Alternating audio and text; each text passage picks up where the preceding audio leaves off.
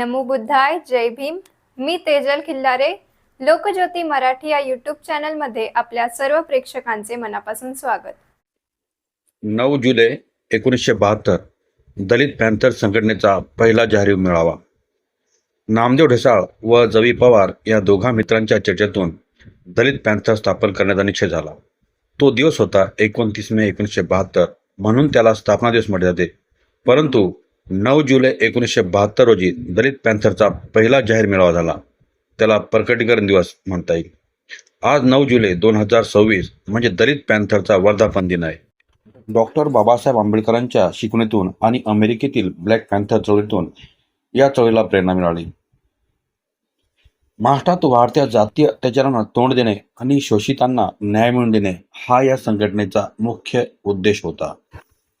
पॅन्थरच्या जाहीरनाम्यानुसार दलित या संज्ञेत केवळ अनुसूचित जाती जमातीच नव्हे तर भूमिहीन, मजूर, शेतकरी, महिला आणि राजकीय किंवा आर्थिकदृष्ट्या शोषित सर्व घटकांचा समावेश होता.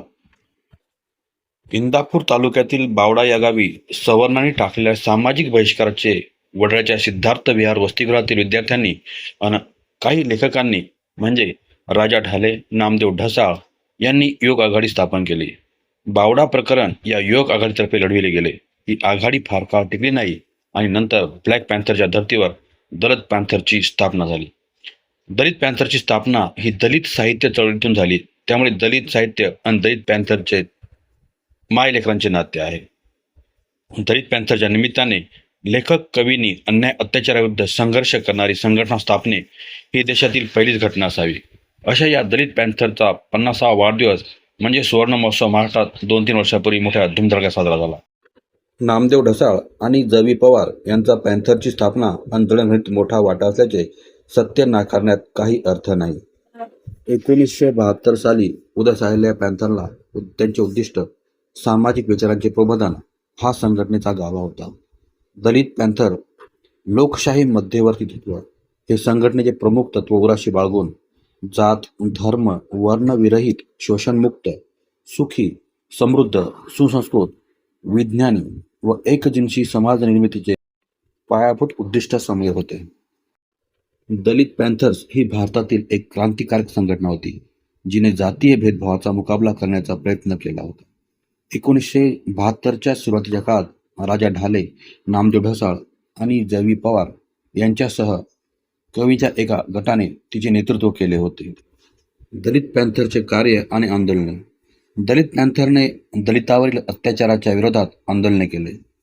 झोपडपट्ट्यांचा विस्तार व विकास घडवून आणला असून झोपडपट्ट्यांमधील रहिवाशांचे प्रश्न सोडविले. विद्यार्थ्यांच्या शिष्यवृत्तीच्या प्रश्नावर लढे दिले. मराठवाडा विद्यापीठाला डॉक्टर बाबासाहेब आंबेडकरांचे नाव देण्यात यावे या मागणीसाठी आंदोलन केले. राखीव जागांच्या प्रश्नावर आंदोलन केले. नवबौद्धांना सवलतीची मागणी केली. बेरोजगारी दूर करण्यासाठी आंदोलने केली. दलित पॅन्थरने अनेक प्रश्नावर आंदोलने उभारून अनेक प्रश्न धसास लावले. शासनावर दबाव निर्माण केला. पॅन्थरचा एकच उद्देश होता, अन्याय झाला तर आपण त्यांना जशास तसे उत्तर द्यावे. वरील दंगलीत सुद्धा जशास तसे उत्तर देण्यात आले. इंदापूरच्या बावड्यातील दलित बहिष्कार विरोधी आंदोलन करण्यात आले.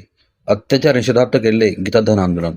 इसवी सन 1973 कोल्हापूरला शंकराचार्य मिरवणुकीवर चप्पल फेक आंदोलन. महाविद्यालयीन विद्यार्थ्यांसाठी कॅम्पिटेशन फी विरोधी आंदोलन. चौधरी चरणसिंग यांच्या विरोधात संघर्ष व आंदोलन. पॅन्थर चळवळीतील भागत जाधव यांच्या डोक्यावर भोयवाड्यातील मोर्चादरम्यान एका इमारतीतून दगडी पाटा फेकल्याने त्यांचा मृत्यू झाला होता. वरळी दंगलीसाठी नेमलेल्या भस्मायोगातील काही शिफारशी स्वीकारल्यानंतर पॅन्थरचा दरारा वाढला. पॅन्थरच्या गुजरात, दिल्ली, पंजाब व लंडन येथील शाखा स्थापन झाल्या. पॅन्थरचे आणखी एक महत्त्वाचे कार्य म्हणजे डॉक्टर बाबासाहेब आंबेडकर यांचे अप्रकाशित साहित्य प्रकाशित करण्यास सरकारला भाग पाडले. पॅन्थरच्या रेट्यामुळे बाबासाहेबांचे 24 खंड, मूकनायक, बहिष्कृत भारत हे साहित्य प्रकाशित झाले. नामांतर आंदोलन हे 1976 ते इसवी सन 1994 या दरम्यान महाराष्ट्रात घडले. दलित बौद्ध चळवळीचे आंदोलन होते. औरंगाबाद येथील पूर्वीच्या मराठवाडा विद्यापीठाला डॉक्टर बाबासाहेब आंबेडकर यांचे नाव द्यावे ही प्रमुख मागणी या आंदोलनाची होती.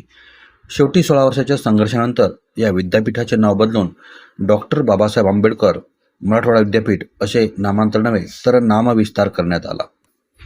पॅन्थर नामदेव ढसाळ यांचा जन्म 15 फेब्रुवारी 1949 तर मृत्यू 15 जानेवारी 2014 साली झाला. हे मराठी साहित्यातील एक महान विद्रोही कवी आणि दलित पॅंथर या आक्रमक सामाजिक संघटनेचे संस्थापक होते. त्यांनी शोषित, वंचित आणि दलित समाजांच्या वेदनांना आपल्या साहित्यातून आणि चळवळीतून धारदार आवाज दिला. दलितांवरील अन्यायाला टिट फॉर टॅट जसे तसे उत्तर देण्याचे आक्रमक धोरण या संघटनेने स्वीकारले होते. या चळवळीने महाराष्ट्रातल्या शोषितांमध्ये एक नवा आत्मविश्वास आणि लढवया बाणा निर्माण केला. नामदेव ढसाळ हे 1960 नंतरच्या मराठी साहित्यातील प्रमुख कवी मानले जातात. त्यांनी आपल्या कवितेत झोपडपट्ट्या, कामाठीपुरा आणि सर्वसामान्य माणसाचे वास्तव अत्यंत विद्रोही आणि वास्तववादी भाषेत मांडले होते.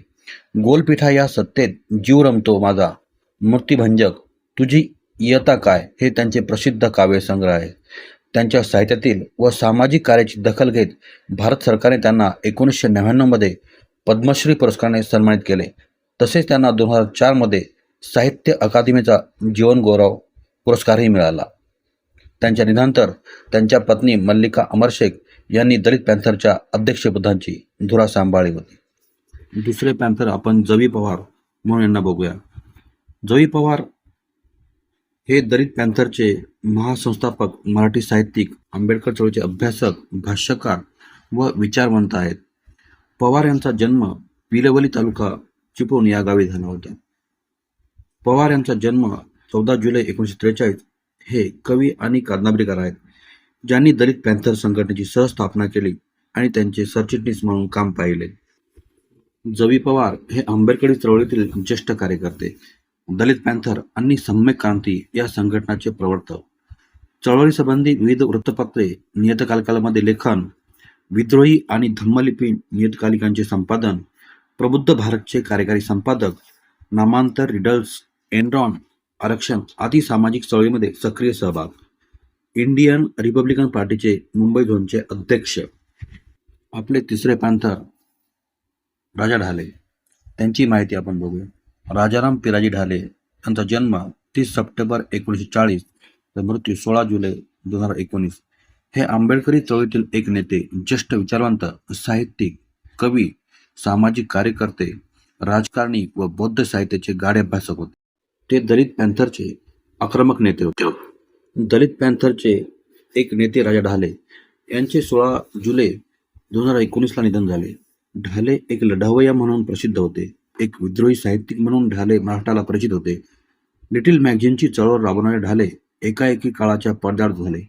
दलित पॅंथरच्या बरखास्तीनंतर दलित चळवळ थंडावली, परंतु राजा ढाले यांचे नाव प्रदीर्घ काळ चर्चेत राहिले. त्यांच्या धारदार वक्तव्याला सखोल विचारांची डुबही असते.